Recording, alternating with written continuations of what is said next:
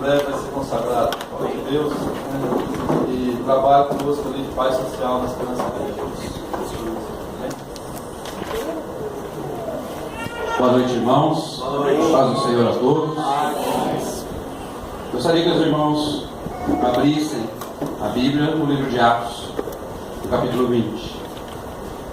Antes de mais nada, eu gostaria de agradecer primeiramente a Deus, nosso Senhor, e também ao pastor Gi e a esposa dele, que tem nos assistido ali na Escola Esperança e Vida, do qual estamos próximos, e ali nós estamos sendo edificados, e é muito legal, é interessante, diferente, algo que eu já mais tinha imaginado. O casal está aí nos visitando também, está conhecendo o projeto, e realmente Deus muda a vida da gente. E a hora que a gente mesmo espera, né? De todas as coisas que... Eu sempre trabalhei em oficina, eu trabalhei 19 anos em oficina, eu era pintor de automóveis, trabalhei na Volks, e aos 28 anos eu me converti, hoje eu estou com 37. Então eu tive uma história, um histórico de alcoolismo, de droga, e uma vida difícil. Eu conheci o mundo lá fora, mas o Senhor me trouxe aqui, né? E então depois que eu conheci a Cristo, a minha vida foi transformada. Eu estou aqui. Glória a Deus por isso, porque Ele transforma a nossa vida todo dia. Né? Eu estava vendo aqui a dança profética, né? E é muito interessante esse ministério, porque ele fala com a gente mesmo assim, de uma forma impalpável, né? E então eu estava imaginando, realmente nós vivemos presos, acorrentados, dentro de um saco amarrado, mas Cristo, Ele pode nos libertar. E Ele nos liberta através da igreja, irmãos. Eu estava conversando com o Seba no acampamento, eu falei, eu sou um homem da igreja, eu acredito na igreja, eu acredito no corpo de Cristo, no ministério, né? Hoje existe um povo chamado os desigrejados. Eu cultuo em casa, eu assisto uma pregação na televisão. Gente, isso não é comunhão, isso não é igreja. Pode ser entretenimento, Deus pode até falar com você lá, porque Ele não se limita, né, a lugares. O próprio Salomão falou que os céus dos céus não podem conter a glória do Senhor, mas nada se compara à igreja. Estarmos juntos, né, enfrentarmos as nossas dificuldades, né. Eu acho interessante, porque nós somos edificados de todas as formas. Até aquele irmão que você não vai muito com a cara dele, é um tratamento de Deus para você. Aleluia! Glória a Deus. Eu tive um sócio, e esse sócio, nós somos sócios 12 anos, e ele era uma pessoa completamente contrária de mim. Ele era um cara assim, eu falei, Deus, o Senhor me colocou aqui, e Deus assim, tratou tanto ele quanto a mim, e foi uma bênção. Então eu entendo que tudo coopera, como Romanos 8:28, tudo coopera para o bem daqueles que amam o Senhor, foram chamados segundo o seu propósito. E o propósito de Deus é nos aperfeiçoar. Amém. Aleluia. Vamos orar, vamos ler esse texto, logo eu já vou. No capítulo 20, o versículo 28 do livro de Atos. O livro de Atos é um livro muito interessante, porque ele conta a história e o desenvolvimento da igreja. Lucas, quando escreveu, ele escreveu e ele meio que contou assim no livro de Atos como que foi o desenvolvimento da igreja a partir de Jerusalém até Roma. É interessante, porque nós vamos ver ali o começo da igreja, o derramar do Espírito Santo. Então essa igreja ela se torna viva e ela começa a caminhar. E o livro de Atos ele vai contar essa caminhada do corpo de Cristo até Roma, que naquele tempo era a capital do mundo, ou seja, depois que chegou até Roma, até os confins da terra. Então o livro de Atos, sempre que você for ler o livro de Atos, tenha isso em mente. Lucas está descrevendo exatamente o caminhar da igreja, como que ela prosseguiu, como que ela ganhou vida. A igreja já existia muito antes, o termo, as pessoas, nós vamos falar sobre isso, mas nós vamos ver que a igreja ganha vida ali no dia de Pentecostes, né, que é comemorado 50 dias após a Páscoa. Então havia uma promessa, havia uma profecia de Joel que se cumpriu ali, em parte, se cumpriu naquele dia. Então a igreja começa a caminhar. E aqui nós vemos Paulo falando aqui aos presbíteros de Éfeso. E ele diz assim no versículo 28: Atendeis por vós e por todo o rebanho sobre o qual o Espírito Santo vos constituiu bispos, pastores, para pastoreares a igreja de Deus, o qual ele comprou com o seu sangue. Eu sei que depois da minha partida, entre vós penetrarão lobos vorazes, que não pouparão o rebanho. Eu quero orar. Senhor meu Deus e Pai Todo-Poderoso, nós te louvamos, ó Deus, por este tempo maravilhoso, Pai, que o Senhor nos proporcionou nessa noite. Nós te louvamos, ó Deus, porque o Senhor é bom. Senhor Deus, muito obrigado, Senhor, por cada vida aqui nessa noite, ó Pai, pois sabemos que uma batalha, Senhor, espiritual já foi travada, mas nós somos mais do que vencedores em Cristo Jesus, porque a Tua palavra nos ensina que tanto querer quanto executar provém de Ti, e se nós estamos aqui, é porque o Senhor nos trouxe.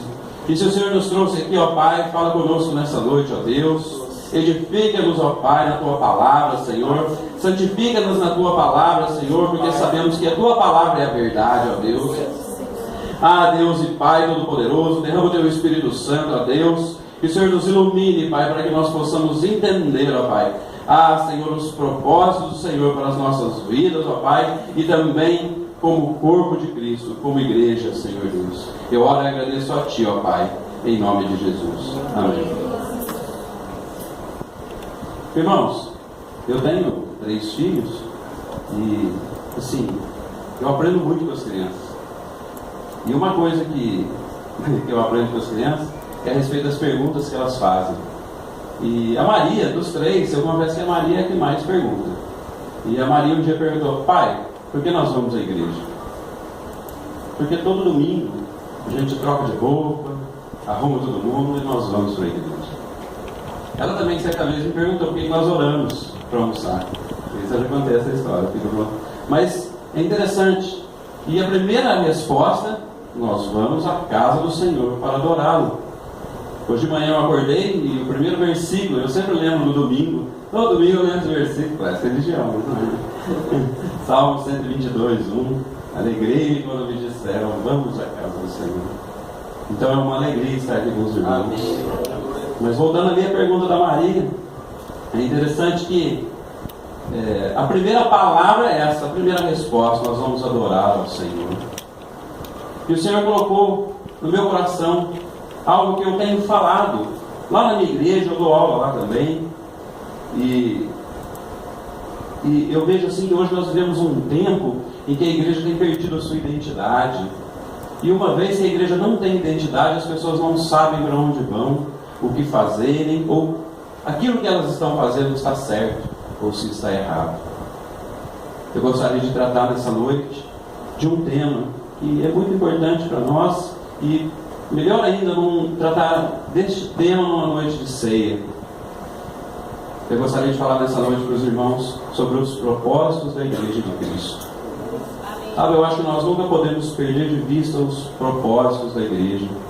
A igreja, ela tem que cumprir o seu propósito na terra. Amém. Estávamos orando aqui para os irmãos a respeito do ministério de Ouro Fino, e eu fico muito feliz, porque é o reino. É o reino de Deus em expansão. Amém. Jesus falou que é como um grão de mostarda, que você joga na terra, é uma das menores hortaliças, né? Ele diz. E você joga na terra a sementinha redondinha, né? E ela se torna uma árvore frondosa, e os linhos e os pássaros fazem ninhos. Maravilha! A maravilha do reino de Deus é a multiplicação. E a igreja, uma igreja saudável, ela vai cumprir os seus propósitos. Em nome de Jesus. E o primeiro propósito é lá em Colossenses 3,16. Vamos lá, irmãos. Oh, aleluia. Colossenses.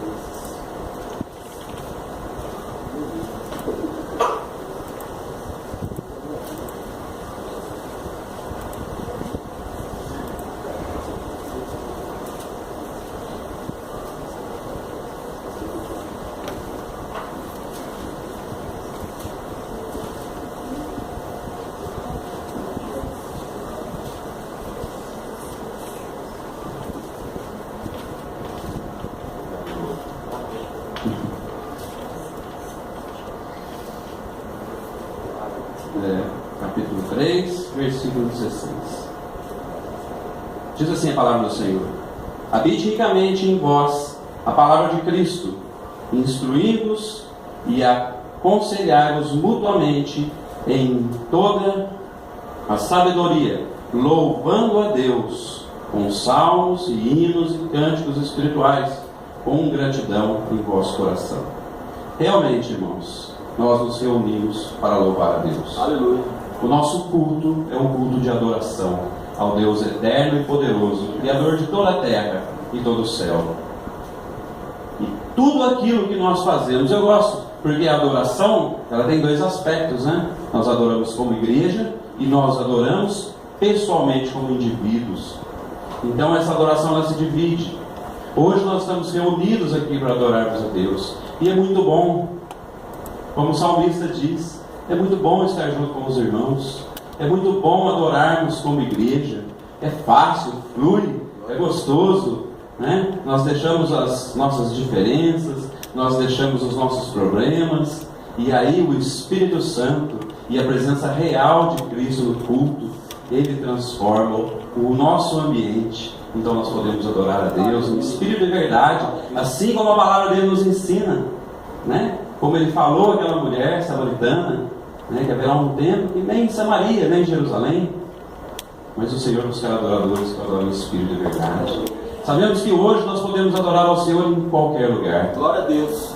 Mas assim como eu disse antes, como igreja, cumpre o propósito. Cumpre o propósito de Cristo. Cristo instituiu a igreja. Ele é o cabeça da igreja. Ele é aquele que está aqui neste momento, porque ele falou: onde 2 ou mais reunidos, lá eu estarei. Creia na presença de Cristo. Glória a Deus. Eu tenho uma coisa comigo, desde que eu me converti. Depois que eu entro para dentro da porta do culto, eu não saio mais. Sabe por quê? Porque Cristo está aqui. Aleluia. A presença dele é real. Eu não saio. Porque como seria eu convidar alguém para vir na minha casa e a hora que ele chegasse, eu saísse? Então eu estaria sendo uma pessoa mal agradecida, um mau amigo, um mau servo. Eu tenho isso no meu coração. Existem 2 palavras gregas que definem um culto: proskinel e latrel. Uma significa serviço. O que nós fazemos é oficiar a Cristo, porque hoje nós somos sacerdotes do Deus eterno. Glória a Deus. O escritor de Hebreus deixa muito claro isso, que uma vez que Jesus Cristo assumiu o sacerdócio, então nós junto com ele somos feitos sacerdotes também, e podemos entrar confiantemente no Santo dos Santos. Que maravilha, irmãos! Glória a Deus por isso.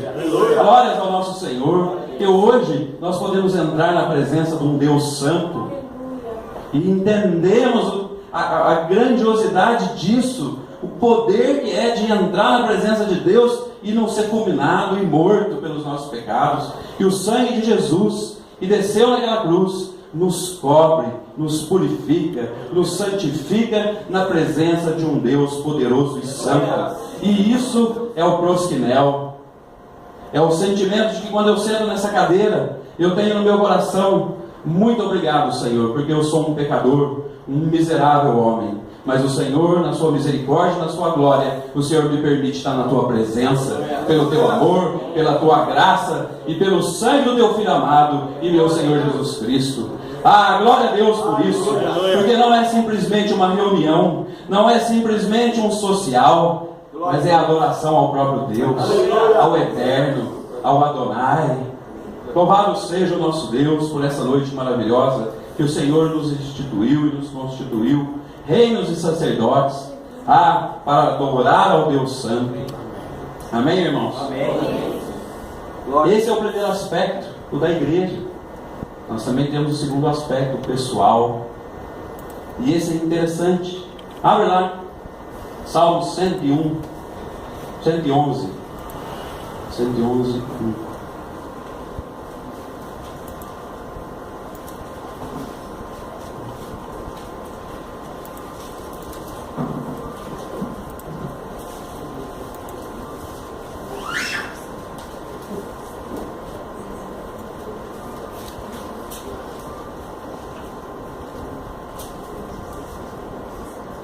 Salmo 111:1 diz assim: aleluia, de todo o coração, rendei graças ao Senhor na companhia dos justos e na assembleia. Assembleia e companhia dos justos. Adorai ao Senhor, rendei graças, aleluia. Eu gosto muito desse termo, aleluia, porque ele é muito profundo. É a mesma coisa a menininha que falou amém. A palavra amém, ela vem de uma palavra hebraica, e é interessante, é uma palavra curtinha, mas ela é constituída e feita de 3 palavras. Então, a palavra amém significa El Melech Neeman, significa Deus, Rei, sustentador, baluarte, coluna. Quando você fala amém, você está falando praticamente uma confissão de fé. Aleluia. Você está dizendo que Deus é o seu Deus, ela, Melech, seu rei, e ele também está dizendo Neeman, que vem de uma palavra e a raiz dela significa sustentáculo, coluna, baluarte. A pequenininha foi que falou a palavra mais. Glória a Deus por isso. Mas a questão da adoração, nós também adoramos individualmente, e essa adoração é tremenda. Diz Jonathan Edwards, ele tem um livrinho que eu li que chama Diante da Porta Estreita, muito interessante. Eu gosto muito dos avivalistas, aqueles de linha de santidade, porque eles buscavam a Deus num tempo de escuridão, onde a religião tinha tomado conta da igreja. Então Deus avivou aqueles homens, Spurgeon, Jonathan Edwards, o Finney e muitos outros ali daquele tempo. E ele fala assim que a fé que vale, a fé que nos sustenta, é aquela que vai de segunda a sábado. Porque no domingo nós estamos com os irmãos, e a presença de Deus junto com os irmãos, e a comunhão, e isso fortalece. Então, quando você vem ao culto, você vem prestar o seu culto a Deus, mas saiba que Ele também renova as suas forças. Amém. E a fé que vale a pena, a fé que dura, a fé que te sustenta, é aquela que vai de segunda a sábado. Por quê? É lá no teu trabalho que você vai ter que adorar a Deus. Aleluia. Lá no teu trabalho você vai ter que ser um cara honesto, você vai ter que ser um cara temente a Deus, crente perto de todo mundo, né? Por exemplo, eu saí de uma oficina onde o pessoal era católico, apostólico, romano, e se tivesse mais uma coisa eles seriam também, né? Então o pessoal é complicado, né? O Mateus conhece a turma. Mas desde o primeiro dia que eu pus o pé na oficina, eles sabiam que eu era cristão, eles me viam ler na Bíblia todos os dias, e eu ensinei muita coisa para eles lá. Aquilo que Deus colocou no meu coração, eu passei para eles. E eu saí de lá com um bom testemunho, né? Saí de lá com um bom testemunho, e assim, crendo que a palavra de Deus não volta vazia, crendo que aquilo que o Senhor me levou lá foi feito. Um dia eu falei com o meu patrão, assim, eu trabalhava demais lá, demais mesmo. Eu falei assim: olha, eu trabalho para você mais que quando eu trabalhava para mim, quando eu tinha minha oficina. Mas sabe por que eu faço isso? Porque a palavra de Deus me ensina que eu devo honrar o meu patrão como se fosse o próprio Deus, sabendo que a recompensa não vem de você, mas vem de Deus. Ele está vendo o meu coração, Ele está vendo a minha honestidade. E eu percebi que ele ficou meio assustado de ouvir aquilo. Isso é adoração. O salmista diz e fala também sobre sacrifícios de louvor. O que são os sacrifícios de louvor? No Antigo Testamento, em Levítico, diz que havia um sacrifício que era o sacrifício de louvor. E esse sacrifício de louvor, você acordava de manhã e olhava lá para o seu pasto e via um novilho bonito. E dizia: como Deus é bom para mim, então eu quero prestar um sacrifício de louvor a Deus. E você pegava aquele novilho e levava lá, e então o sacerdote colocava a mão sobre ele e entregava aquele sacrifício. Só que acontecia uma coisa interessante no sacrifício de louvor: era imolado e Deus recebia o sacrifício. Depois você podia convidar, Levíticos 3:4, você poderia convidar os teus melhores amigos para banquetear aquele sacrifício. Ou seja, Deus recebia o incenso agradável, a adoração sacrificial, daquilo que me custa, e depois Ele devolvia o churrasco. Como é que Deus é maravilhoso? Se você ler lá Levíticos 3 e 4, você vê que Deus não se importava com a carne, mas a disposição do coração. Qual é a disposição do teu coração nessa noite? Talvez amanhã seja melhor você acordar amanhã de manhã e pensar: qual é a minha disposição em adorar a Deus hoje? Em espírito e em verdade, praticando a palavra de Deus, vivendo o amor de Cristo, a comunhão com os irmãos, sendo luz onde quer que você esteja, sendo sal nessa terra. Nós somos chamados para isso. Somos chamados como igreja e também individualmente. Amém. Eu gostaria de falar do segundo aspecto. O segundo aspecto se encontra... Deixa eu virar meu papel aqui, gente. Mateus 28, 19. Isso aí, meus irmãos evangelistas, conhecem de cor. Obrigado, meu irmão. Deus abençoe.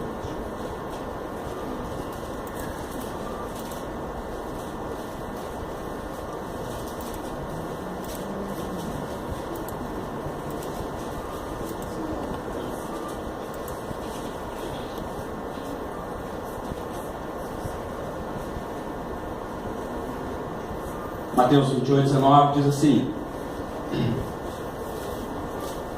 Amém, irmãos? Amém. É o ide. Nós chamamos assim, né? Ide, portanto, e fazei discípulos de todas as nações, batizando-os em nome do Pai, do Filho e do Espírito Santo. Então a igreja cumpre o seu segundo propósito, que é o evangelismo. Glória a Deus. A igreja adora, a igreja evangeliza. E o interessante disso é o que nós estávamos falando agora há pouco aqui. A multiplicação. O evangelho é o amor ao próximo. Não tem como, não existe evangelho se não tiver amor ao próximo. E o que é o amor ao próximo? Eu experimentei isso quando eu me converti. Eu estava falando semana passada, eu lembro do primeiro domingo sem ressaca. Porque todos os meus domingos eram de ressaca. Eu acordava meio-dia, eu não almoçava, ficava o dia inteiro tremendo, e à tarde, lá para 5 e tanto, eu conseguia comer alguma coisa.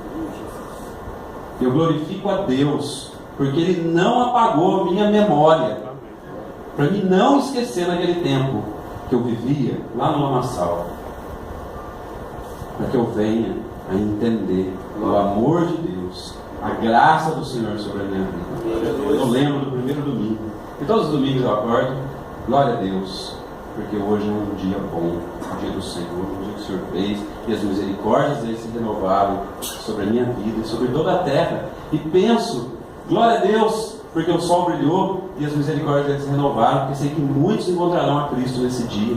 Muitos que viviam como eu vivia poderão ter uma vida melhor, uma vida infinitamente melhor, e sentir uma paz que eles nunca sentiram. Então eu glorifico a Deus por isso. Mas nós, como igreja, nós temos que pôr a mão na massa. O evangelismo tem que ser a nossa bandeira. A igreja não é estática, como Lucas fala em Atos. O Espírito veio sobre a igreja, então essa igreja ganhou vida. E o Espírito Santo de Deus trouxe vida a essa igreja. E o que aconteceu com os apóstolos? Vamos embora. Vamos embora. Nós não podemos ficar aqui. Paulo fez 2 discursos, 8.000 conversões. Tiago, irmão de Jesus, foi o primeiro bispo de Jerusalém. E ele ficou lá. Os outros, vamos pregar o Evangelho. É necessário que nós testemunhemos o amor de Cristo. Tudo aquilo que Ele fez. Porque nós vimos e ouvimos. O testemunho é real. O testemunho aconteceu. Nós vimos e ouvimos. E nós não vimos e ouvimos hoje também? É interessante que às vezes nós lemos a Bíblia como se tivesse ficado 2.000 anos atrás, mas nós vimos e ouvimos hoje também. E eu quero dizer para você, irmãos, que tanto na minha vida, quanto na vida de muitos outros, o Senhor tem feito milagres. O problema é que hoje existe uma ênfase tão grande na questão financeira, ou talvez uma exploração demasiada nos dons de cura, que nós achamos que o verdadeiro milagre é somente a cura ou ficar rico. Engraçado que não funcionou com os apóstolos, né? Porque ninguém deles foi rico. Pelo contrário, Paulo sofreu de todo jeito. Teve que trabalhar para sustentar os irmãos que estavam com ele. Interessante essa questão. Porque Paulo fala, ele fazia barracas para sustentar a ele e aqueles que estavam com ele. Então eu vejo assim que hoje o evangelismo tem sido meio que deixado de lado. As grandes mídias acreditam que a solução é a televisão. Então se perde o contato com as pessoas. E o pastoreio é muito importante. O Paulo fala aqui para a gente pastorear. E ali o que Paulo falou já aconteceu ali em Éfeso mesmo, ali já havia alguns problemas de heresias naquele tempo. E ele falou assim que viriam falsos profetas, não poupariam o rebanho. E o que nós temos visto são pessoas extraviando o povo de Deus. E a responsabilidade nossa, porque nós somos representantes do reino. O evangelismo tem que estar no coração da igreja. Nós devemos buscar o perdido. Nós devemos acreditar naquele que está abatido, naquele que desanimou, naquele que por meio do caminho está abatido, como a dança profética aqui falou, feridas do passado. A gente sabe o quanto isso é complicado, mas nós temos que superar. E o evangelismo está no nosso coração, tem que estar no coração da igreja. Eu quero um novo, eu quero trazer algumas pessoas, milhões se eu puder. Amém. Havia uma mulher que participou de um avivamento da Rua Azul, um avivamento muito interessante que aconteceu nos Estados Unidos no início do século XX, 1906. E o Bison Sina, ele vai contar no livro dele, chama O Século do Espírito Santo, muito bom. E ele vai contar que uma dessas mulheres que participaram, não vou lembrar o nome dela, ela era presbiteriana, e ela foi lá na Rua Azusa porque ela queria ver o que estava acontecendo lá. E chegou lá, foi batizada com o Espírito Santo. E Deus falou no coração dela para que ela fosse evangelizar as pessoas na Coreia do Sul.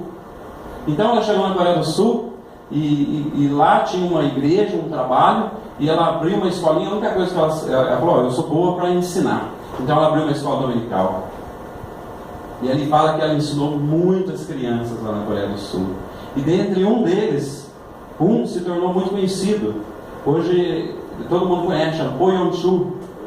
Ele tem a maior igreja local do mundo, 600 mil membros da igreja em Seul. Então aquela moça, aquele sentimento no coração, eu preciso ir lá, eu preciso fazer a diferença. Tenha esse coração, meu irmão. E não vai caber gente aqui, nem no fino, nem na igreja do lado, nem na igreja. Você vai falar assim, irmão, eu tenho uma igreja aqui de um pastor, homem de Deus, que eu conheço ele. Você vai para lá, porque aqui não está cabendo mais. Glória a Deus. Sabe, não vai existir esse negócio de placa. Vem aqui que a minha é melhor. Porque aqui acontece. Não vai existir isso, irmão. Nós sonhamos, eu sonho em um dia chegar aqui, irmão. Tá vendo aquela igreja na esquina ali? O pastor é meu amigo, é um homem de Deus, um cara que eu conheço. Vai lá, porque aqui eu não posso, não cabe mais aqui dentro. Esse é o meu sonho, esse é o sonho que nós temos que ter no nosso coração.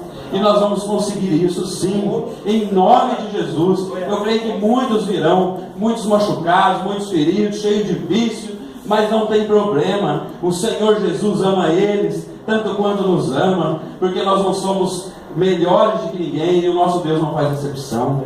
Glória a Deus por isso. Vamos evangelizar, vamos falar de Cristo onde quer que nós estejamos. Através da nossa vida nós evangelizamos. Ontem eu estava na igreja, teve uma reunião de ministério e eu falei sobre isso.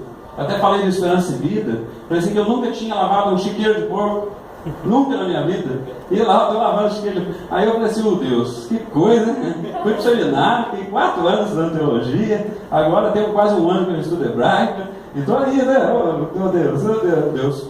Mas Deus falou no meu coração. Falou, não, começa por aí, começa lavando o chiqueiro. Então, assim, na realidade, nós vemos o seguinte, que nós almejamos grandes coisas. Glória a Deus, a palavra de Deus fala assim, o apóstolo fala assim, aquele que almeja um ministério, excelente coisa ele almeja, né? Então nós devemos almejar sim, mas nós devemos ter humildade, nós devemos reconhecer que Deus é soberano sobre as nossas vidas. Então eu fiquei feliz e falei, glória a Deus, porque fiz amizade com a maioria dos meninos mais velhos lá no Esperança Vida, lá na beira do chiqueiro. E quando eu vi que Deus estava usando ali aquele momento, aquele lugar, e eu pude entender. Então, na realidade, eu vejo assim que Eu tive, naquele primeiro momento, uma visão carnal, mas depois o Espírito Santo me fez entender o espiritual.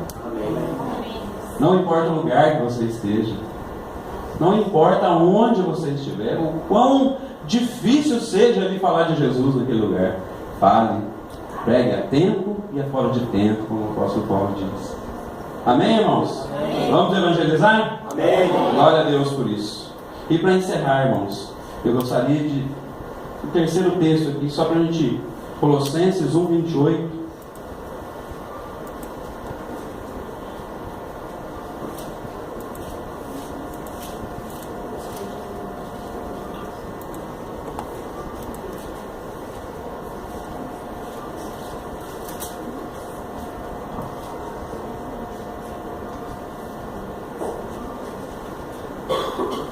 Então a igreja adora, a igreja evangeliza. E agora nós vamos ver o terceiro texto. Colossenses 1, versículo 28. Eu vou ler o 29 também. O qual nós anunciamos, advertindo a todo homem e ensinando a todo homem em toda sabedoria, a fim de que apresentemos todo homem perfeito em Cristo. Para isso é que eu também me afadigo, me esforço, esforçando-me o mais possível, segundo a sua eficácia, que opera eficazmente em mim. Então a igreja adora, a igreja evangeliza, mas a igreja também edifica. Nossa, irmãos, como que nós vamos evangelizar se nós não sabemos o que nós vamos falar? Como que nós vamos pregar se nós não sabemos e não conhecemos a palavra de Deus? A edificação, ela também tem vários aspectos, mas eu quero falar de dois: a pessoal e também a que acontece dentro da igreja, que acontece no corpo, que é aquilo que o irmão falou lá no acampamento. Os dons são dons de serviço, não são meus para o meu uso e fruto. Poder não é meu, porque tem gente que fala, não, eu tenho um poder e eu faço com poder. Não, o poder não é meu, o poder é de Deus. Ele foi me dado para a edificação do corpo. Aleluia, glória a Deus. E a edificação mútua, ou seja, aquele que tem dom de ensino vai ensinar, aquele que tem dom de adorar sobe aqui e cria um ambiente propício para a nossa adoração, e assim por diante. Então eu entendo que a edificação, ela cumpre um papel fundamental na igreja. Nós devemos aprender a palavra de Deus. Oséias, lá no capítulo 6, fala: conheçamos e prossigamos a conhecer ao Senhor. Aleluia. Ou seja, não tem fim. Aleluia. Eu, desde o primeiro dia que eu me converti, eu tinha um irmão lá que era uma bênção, o Serginho. E o Serginho era um cara doente para de Bíblia, e eu colei nele. Eu preciso entender isso aí. O que vocês falam? Ele sabia os versículos de cor, eu ficava impressionado. Pô, Serginho, não, Davi, é a palavra, irmão. Tem que estudar, tem que ler, tem que aprender. E aí eu peguei firme com o Serginho, ficamos um tempão. Teve uma época que nós reunimos 6 horas da manhã na igreja, que era a única hora que a gente tinha, e a gente reunia das 6 às 7, e foi um ano assim, foi 6 meses orando e 6 meses estudando. E assim, me deu uma outra dimensão, e eu nunca mais parei de estudar a Bíblia, e nunca mais vou parar, porque eu preciso prosseguir a conhecer o Senhor, até que Ele venha. E então, o meu conhecimento que é falho, que é só o reflexo, como Paulo diz, como por um espelho, então aí sim, aí eu conhecerei por completo. Aleluia. Mas até lá, isso depende de mim, irmãos. Depende de todos nós. Esses dias nós fizemos uma gincana lá na igreja e eu fiquei muito triste, porque eu vi muitos jovens que não sabiam versículos, passagens, assim, não sabiam nada de Bíblia. E eu tenho 3 anos que eu estou ensinando na igreja, e eu sei que luta que é ensinar a palavra de Deus, porque a gente começa com uns 40 na sala, dali 3 meses tem 5. Eu fui para o seminário, quando eu fui para o seminário, no primeiro ano, no primeiro dia de aula tinha 47 pessoas. No último dia, na formatura, tinha 7. 7 pessoas.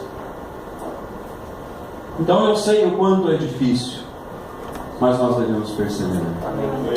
Porque nós devemos entender que a palavra de Deus é que vai nos firmar. A palavra de Deus é que vai nos aprofundar as nossas raízes ao ribeiro das águas. Salmo 1. fala que, e é legal que Jeremias cita esse salmo, e ele fala assim que aquele que medita na palavra do Senhor, ele é como a árvore plantada junto ao ribeiro das águas, cuja folhagem não murcha e dá o seu fruto no tempo certo. Palavra de Deus, irmãos. Nós devemos entender que a palavra de Deus deve estar no nosso coração todo o tempo. Todo o tempo. Porque naquele dia que você estiver sozinho, que vinha a luta sobre você, o dia mau, né? Nós falamos sobre o dia mau, Efésios 6, fala para nós que revestidos de todo o poder, do Espírito Santo e também da armadura de Deus. Tudo isso para quê? Para que nós possamos prevalecer num dia, o dia mau. Então nós devemos estar preparados, porque o dia mau vai vir. Mas se você estiver preparado, revestido do poder do Espírito Santo, com tua mente cheia da palavra de Deus, no teu coração, pode ter certeza, o dia mau vai passar e você vai prevalecer no dia mau. Um dia eu estava dando aula lá na ICPB, lá em Rufino, na igreja pentecostal, do meu amigo Wilson. Eu dava um curso médio de teologia, e teve um irmão lá que levantou a mão, e fazia pouco tempo que ele estava na igreja, passando aquelas lutas dele, ele tinha parado de beber, e ele falou assim: ô pastor, você vai pastor, lá uma briga lá também. Ô pastor, pode falar, irmão, o que eu faço para mim não ficar pensando coisa ruim, besteira, pensamento impuro, que toda hora vem na minha mente? Eu falei: deixa eu fazer uma pergunta para você. Você leva a Bíblia para o seu serviço? Ele falou: não. Então eu vou te dar uma. Eu carregava umas biblinhas, distribuí para as crianças, peguei e dei uma Bíblia para ele. Agora sabe o que você vai fazer? Antes de você ir para o trabalho, você vai ler a sua Bíblia. Na hora do almoço, que terminou de almoçar, você lê a sua Bíblia. Sabe por quê? Se a tua mente medita nessa palavra, se a tua mente estiver cheia da palavra de Deus, você não vai ficar pensando em besteira. Pense na palavra de Deus. Filipenses, Paulo dá um conselho: tudo que é bom, tudo que é perfeito, tudo que tem algo de louvor, nisso pensais. A Bíblia ensina a gente a pensar. É interessante, o pensamento, ele vem e ele vai. Um dia, conversando com o pastor Douglas, ele estava falando sobre isso, e ele falou isso para mim: olha, passarinho voa sobre a nossa cabeça, mas sentar, fazer ninho, botar ovo é outra coisa. Nós não podemos impedir que os pensamentos venham, mas deixar que eles façam morada na nossa mente, aí é outra história. E o mais importante da edificação, no caso nosso como igreja aqui, eu falei dessa questão individual, em que nós vamos estudar a palavra de Deus sozinho, e também vamos encontrar os mestres na igreja, porque Deus deu concedeu os dons, todos os dons à igreja. E eu entendo, todos os dons, é que toda a igreja tem todos os dons. Tem irmão interpretando língua e está achando que está ficando louco. Tem irmão orando em língua e está achando que está imitando os outros. Tem irmão que tem dom de ensinar e acha que não tem.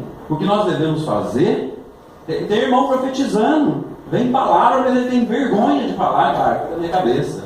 Não. Deus concedeu dons à igreja. Aleluia. Eu creio que toda a igreja tem todos os dons. Eu creio. Amém.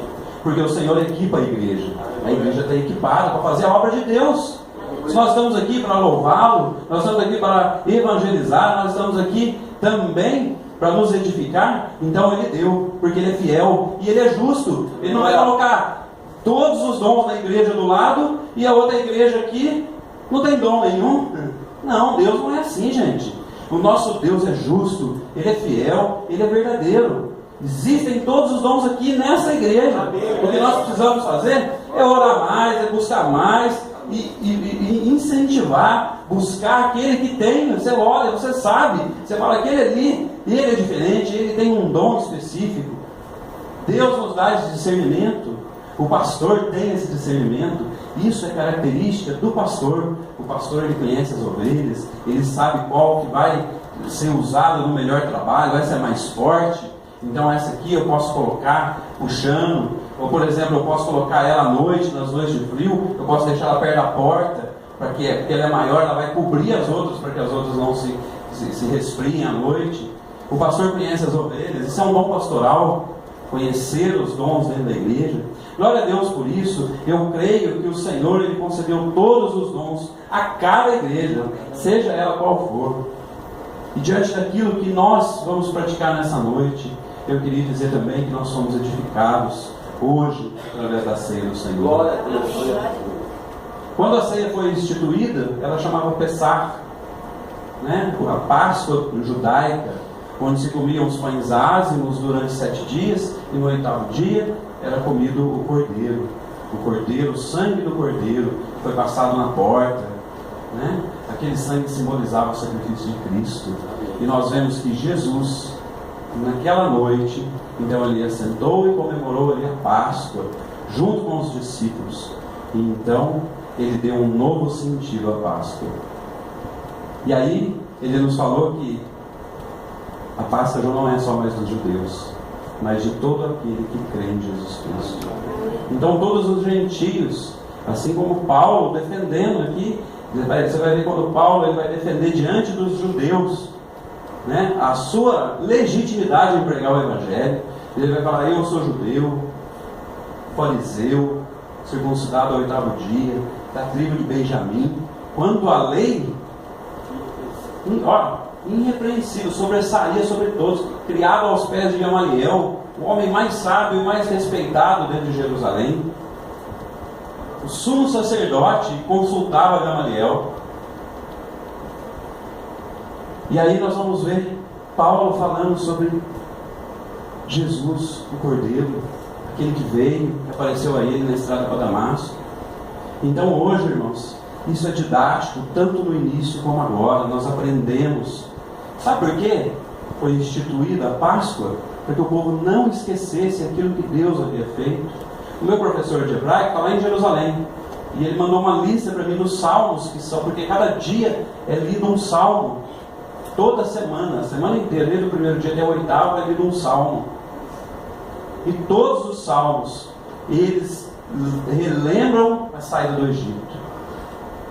Por quê? Para que o povo não se esquecesse. Jesus falou assim: fazei isto em memória de mim. Nós estamos aqui hoje para relembrar aquilo que Cristo fez por